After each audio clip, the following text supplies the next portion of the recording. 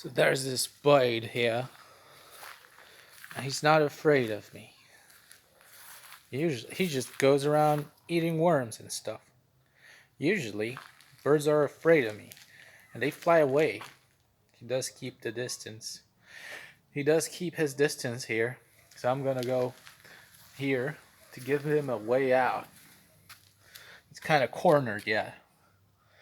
But he don't care. He continues eating like it ain't no thing. So I'll try to get closer to him.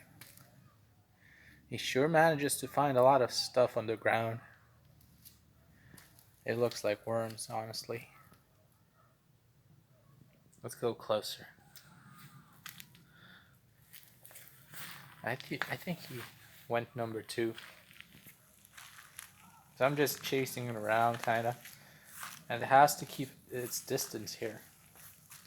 Otherwise it feels uncomfortable. It feels trapped. And it flew away. And look. It landed here. I guess I sure done scared it. Haven't I? I made it fly. Is it scared enough now? Should I leave it alone? Is it really scared? Or did it just need some exercise? I'm gonna come closer. And there it goes. Never to be seen again. I wonder if I'll ever see that bird again. We may never know. Okay.